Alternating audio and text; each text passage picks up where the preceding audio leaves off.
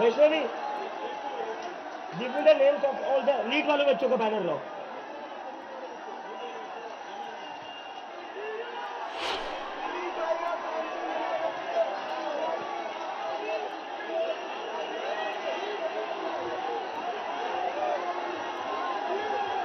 फडणवीस अमित शहा यांची भेट घेण्याची शक्यता सध्या समोर येते आहे। आपण आता एक मोठी अपडेट पाहतोय, तिथे विद्यार्थ्यांचं आंदोलन यशस्वी झालेलं आहे, तर इकडे आता मुख्यमंत्री देवेंद्र फडणवीस दिल्लीला रवाना झाल्याचं कळतंय। नेमकी ही भेट कुठल्या मुद्द्यावर होणार हे अद्याप स्पष्ट झालेलं नाहीये, तरी मात्र दिल्लीमध्ये फडणवीस अमित शहा यांची भेट घेण्याची सध्या शक्यता आहे। एक मोठी दुसरी घडामोड आपण पाहतोय राजकीय वर्तुळातली, मुख्यमंत्री देवेंद्र फडणवीस हे दिल्लीसाठी रवाना झालेले आहेत। सध्या दिल्लीमधली एक मोठी घडामोड ती म्हणजे या विद्यार्थ्यांच्या आंदोलनाला अखेर यश आलेलं आहे। या विद्यार्थ्यांच्या आंदोलनासमोर अखेर मोदी सरकार झुकलेलं आहे। 36 दिवसांपासून या विद्यार्थ्यांचं आंदोलन सुरू होतं आणि त्यानंतर आता अखेर शिक्षण मंत्री धर्मेंद्र प्रधान यांनी राजीनामा दिलेला आहे। या विद्यार्थ्यांकडून आनंदोत्सव साजरा केला जातोय आणि या संदर्भात आपण अभिजित दिपके यांची प्रतिक्रिया देखील ऐकली। त्यांनी याबाबत काय म्हटलेलं आहे आणि या स्टेजवर त्यांनी नतमस्तक होत सर्व विद्यार्थ्यांचे आभार मानले आणि त्यांना अभिवादन केलं।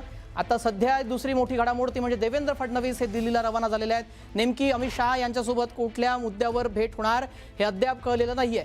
या संदर्भात अधिक माहिती जाणून घेऊयात आमचे प्रतिनिधी राहुल जोरी यांच्याकडून। राहुल, सध्या मुख्यमंत्री थेट पंढरपूरहून दिल्लीला रवाना झाल्याचं कळतंय, काय माहिती, कशा संदर्भातली भेट घेणार असावे?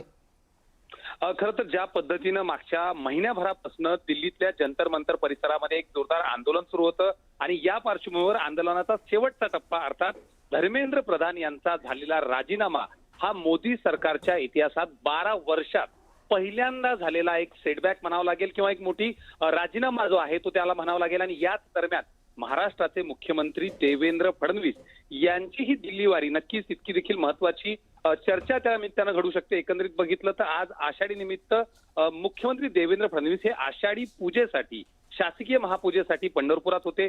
पंढरपुरातून ते नागपूरला वेगवेगळ्या कार्यक्रमानिमित्त नियोजित कार्यक्रमानिमित्त जाणार अशी प्राथमिक माहिती होती। मात्र सध्या जी माहिती समोर येते त्यानुसार मुख्यमंत्री देवेंद्र फडणवीस हे तात्काळ दिल्लीसाठी रवाना झालं असल्याची माहिती जी आहे ती समोर कळते। एकंदरीत बघितलं तर या संपूर्ण घडामोडी, या संपूर्ण राजकीय घडामोडींचा एकंदरीत जर आढावा बघितला तर त्याच दरम्यान नेमकं अभिजित दिपके यांचं महाराष्ट्रातलं मूळ महाराष्ट्रीयन असणं यासोबतच त्या ठिकाणी आंदोलनात बसणारे अनेक महत्वाचे मुद्दे किंवा अनेक महत्वाचे तरुण हे देखील महाराष्ट्राशी संलग्न असणं आणि त्याच वेळी महाराष्ट्राच्या मुख्यमंत्र्यांना देखील दिल्लीत बोलावणं, दिल्लीमधून बोलावणं येणं हे देखील तितकंच संदर्भ जे आहेत ते महत्वाचं घ्यावे लागतील।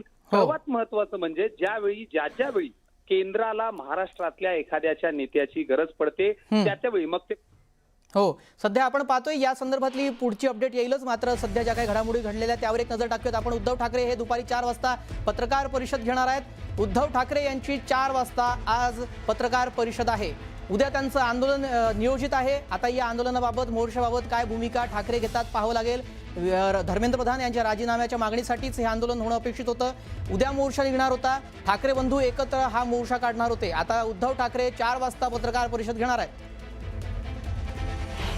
सरकारची भूमिका ही लेचेपेची भूमिका होती, वेळकाढू भूमिका होती आणि त्या 23 तरुणांच्या बळीनंतर जे देशभरामध्ये आंदोलन पेटलं आणि त्या आंदोलनाची धग डायरेक्ट केंद्र सरकारपर्यंत पोहोचली आणि त्यावेळेस या सरकारला वाटलं की, पंतप्रधानांना वाटलं, नरेंद्र मोदींना वाटलं की आपली खुर्ची धोक्यात आहे।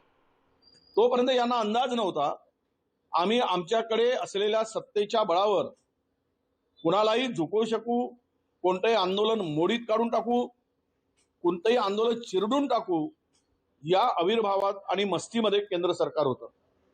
परंतु